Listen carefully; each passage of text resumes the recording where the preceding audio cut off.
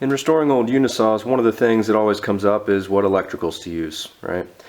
So the original setup, as far as I'm aware of, is this old switch box.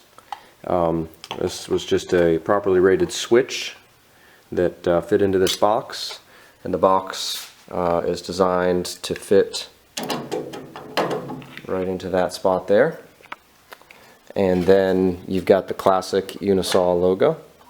The old switches were sort of a there's a little ball that the switch was. You can get replacement properly rated switches for motors that sort of look like a light switch that fit into this box, and you can still use the plate that way.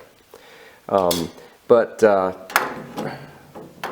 as thermal protection became more important and more available and so forth, and with the Unisaws especially that were not for home use but for industrial use, one of the first things they did was the Allen Bradley manual starters. And so they had this mounting plate. This is a Delta mounting plate. Well, this is my copy of it. This one's just out of MDF. They had them out of sheet metal with the properly spaced screws and everything.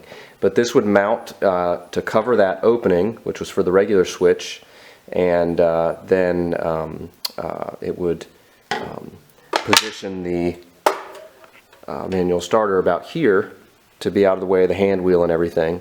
And then the switch opening would be covered by this plate, and then the starter would actually be mounted over here in this area. So it's a pretty ingenious little fix. I've seen some of the saws I've worked on have had this original, and once I saw that, then I made this as a template to use for future installs and so forth.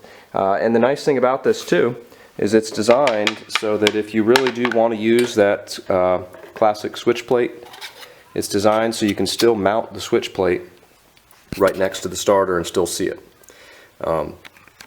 So this is one of the original period correct setups, as is obviously this old box here.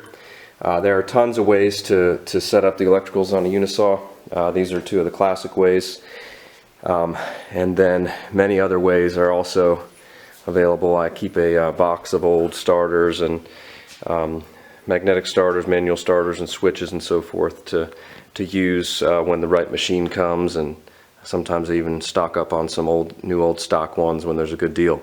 So there's many ways to skin this cat, but I like to use something that looks at least period correct, and that's probably going to be some of these older manual starters with the properly sized heaters.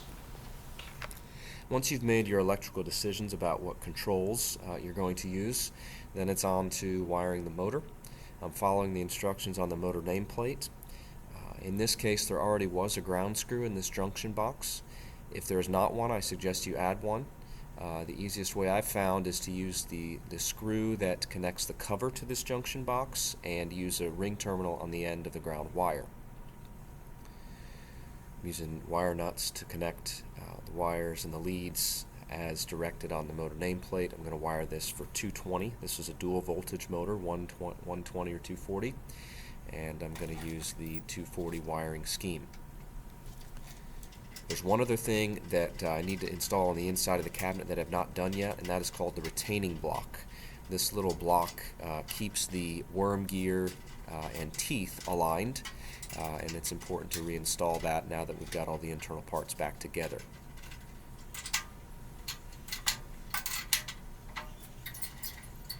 And then I'm just checking everything to make sure it's running smoothly, and it is. Moving smoothly, I should say. And now we're on to installing the motor. I've got the pin here, the steel pin that the motor hangs on. I'm putting a little penetrating oil on that to help with that. And I found I can do this with the machine in a vertical position. The manual offers another way to do this, the old Delta manual where you lean the machine back and so forth. I found I've been able to do it with a stool with wheels, and then bracing the motor between my knees and using my arms and then my hands to put the pin into the hole. I'm sorry I'm in the way here. I'm still working on trying to get a tripod for my camera so I can put it wherever I need to. Right now I'm just setting it around on different tables in my shop, so I apologize for that. But you can see here I'm getting the pin in first, and once that pin is in, then I'm going to put the bolt in that clamps the motor bracket against the the casting there. And I'm just going to tighten it, hand tighten it in the up position so I can get the belts on.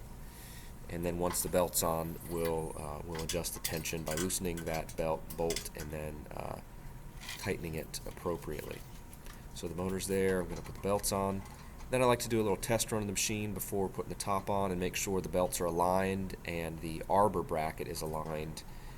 Okay, before I put the top on, I'd just like to test run it a little bit, see how it's doing.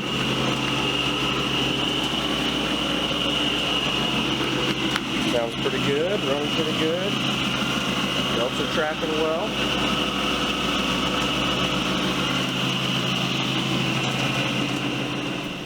And then the last thing to install before putting the top on, I forgot to do it here and had to do it once the top was on, is the dust chute. It's much easier to install before the top is on.